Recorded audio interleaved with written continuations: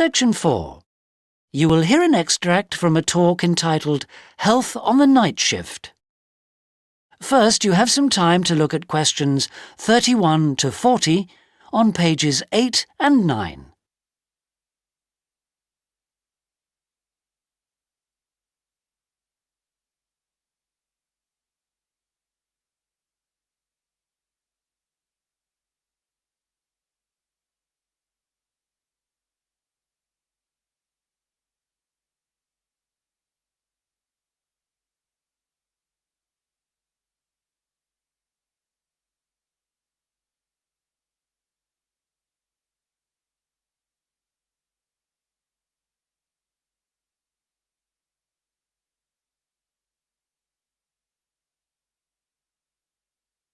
Now listen carefully and answer questions 31 to 40.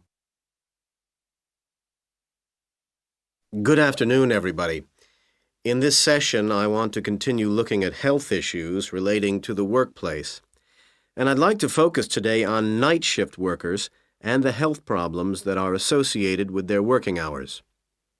I'm sure you're all aware that there has been a huge increase in the number of workers doing regular night shifts in recent years, mainly because of the number of shops and services now open 24 hours, 7 days a week. And we need to look more closely at the consequences of changing work and sleep patterns like this. So that's what I'd like us to do today. Now, research that has been carried out in both the U.S. and Britain on night working suggests that it leads to a lot of health problems for the workers, and they point to three main reasons for this. The first one is what they call the internal clock, and this is a basic sort of program in our brains. This tells us that at certain times we should feel hungry, at other times we should be awake, at other times we should be asleep, and so on.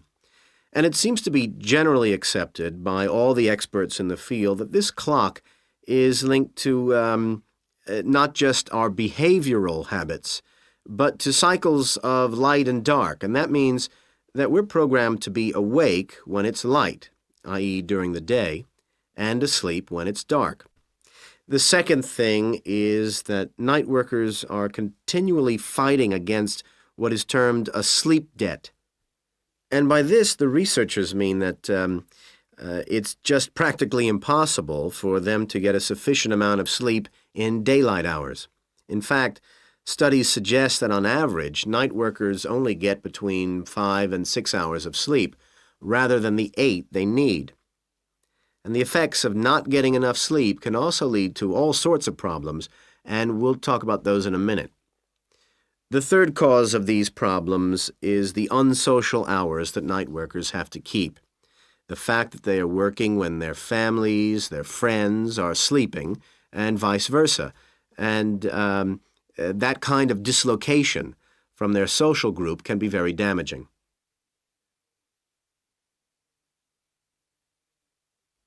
Okay, so let's take a closer look at some of these effects. And if we have a look at the physical effects first, we can see that studies on long-term shift workers found that they were much more likely to get heart problems than day workers.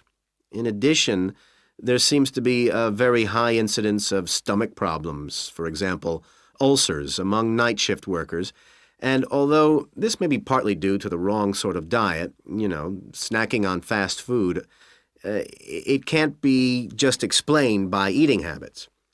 And finally, there is evidence to suggest that night shift workers also get ill more frequently with minor problems like colds and infections.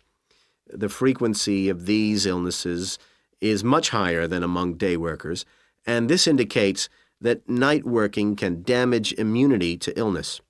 And of course, this leads to a lot of absence from work, too. However, although the physical impact of working nights can be severe, perhaps the real problems are psychological ones. And the most common problem is depression. This seems to be the inevitable result of the constant feeling of tiredness and a lack of energy that night workers universally complain of. Secondly, there is a lot of evidence from accident statistics to suggest that mental abilities are badly affected, and that means, for example, decision-making ability and planning ability. And these are what control our performance.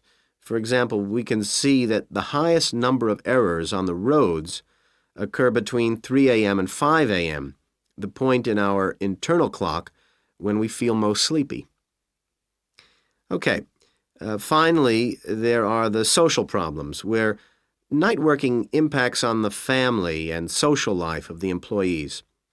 The first one is obviously the breakup of family life, and here we can see from the divorce statistics that this occurs more frequently in the case of night workers.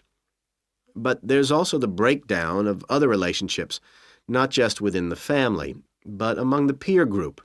Night workers tend to lose touch with friends, and these relationships, especially for the long-term night workers, are very difficult to rebuild. And so this eventually leads to social isolation for the individual, and of course that has consequences for the whole community too. So we can begin to see the real cost of night working.